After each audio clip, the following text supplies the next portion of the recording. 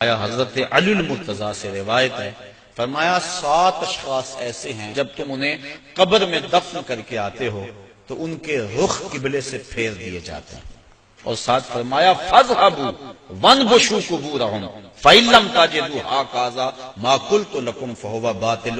کہا جاؤ جا کے قبریں اکھیڑ کے دیکھ لو، اگر ایسا نہ پاؤ جیسا میں کہہ رہا ہوں تو آ کے کہہ دینا کہ غلط کہا تھا۔ عرض کی قیلا من ہم یا رسول اللہ صلی اللہ علیہ وسلم، عرض کی حضور یہ کون لوگ ہیں کہ جن کے رخ قبر میں قبلے سے پھیر دیے جاتے ہیں؟ تو حضور نے ارشاد فرمایا شارب الخمر و بائع البش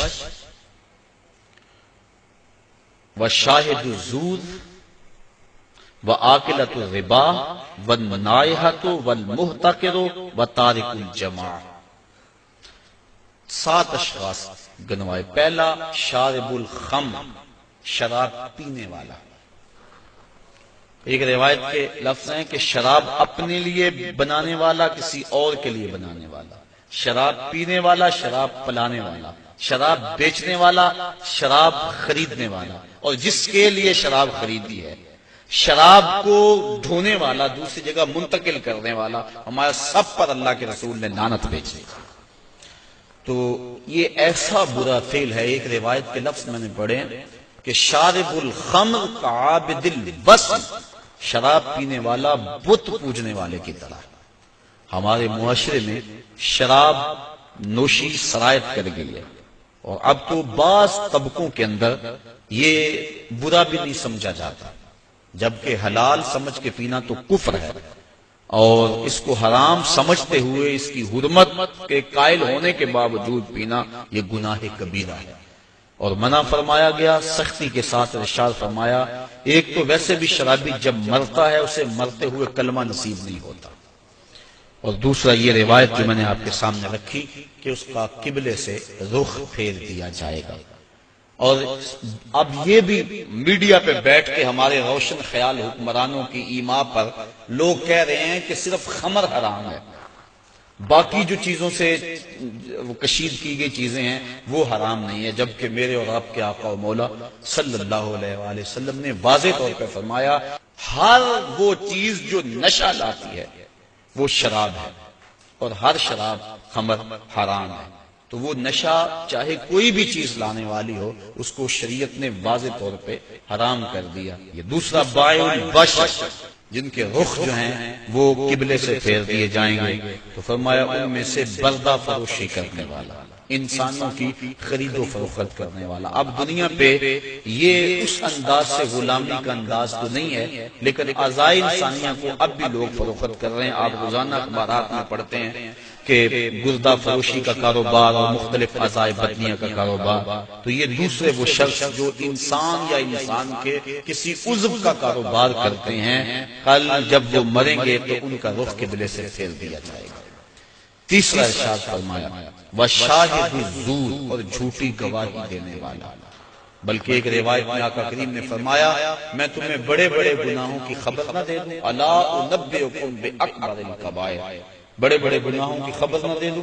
صحابہ نے عرض کی ہاں حضور آپ ارشاد فرمائیں۔ فرمایا الاشراک باللہ وعقوق الوالدین الا وقول الزور، اور ایک فرمایا وشہادت الزور۔ یہ مختلف اقوال ہیں احادیث میں، مختلف احادیث میں، تو شہادت الزور جھوٹی گواہی کو حضور علیہ السلام نے جو ہے وہ اکبر الکبائر میں شمار کیا۔ اور چوتھا فرمایا سود کھانے والے، سود لینا، سود دینا، سود لکھنا، اس کی رقم پر گواہ بننا، ان وزر میں فرمایا چاروں برابر ہیں۔ اور ایک روایت ہے صحاح کی، ارشاد فرمایا کہ سود کے گناہ کے 70 درجے ہیں، اور کم سے کم درجہ اپنی ماں سے زنا کرنا ہے۔ اب میں اور آپ دیکھیں اور اپنی زندگی کی راہ کو درست کریں۔ آگے فرمایا والنائحۃ، نوحہ کرنے والی عورتیں جب قبر میں جائیں گی تو ان کا رخ پھیر دیا جائے گا۔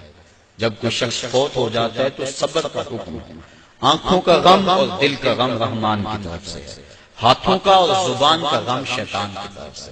فرمایا لیس منا من ضرب الخدود وشق الجیوب ودعا بدعوی الجاہلیہ، جس نے گریبان نوچے، اپنے منہ پہ تھپڑ مارے اور جہلوں جیسی باتیں کی، فرمایا ہمارے سے اس کا کوئی تعلق نہیں ہے۔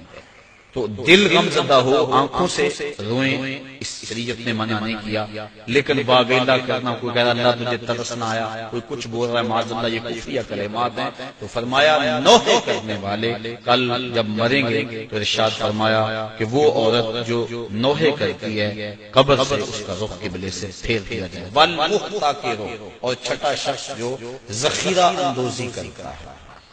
ذخیرہ اندوزی انسان کا کھانے پینے کا سامان ہے، غلہ، اور جانوروں کا جو چارہ ہے، اس میں ذخیرہ اندوزی شریعت نے منع فرمائی ہے۔ باقی جو معاملات ہیں کاروبار آپ کے، ان میں اگر کر لیں تو وہ منع نہیں۔ اور اس میں حضور نے ارشاد فرمایا جس نے 40 دن تک ذخیرہ اندوزی کی، اللہ تعالیٰ اسے 40,000 سال جہنم کی آگ میں جلائے گا۔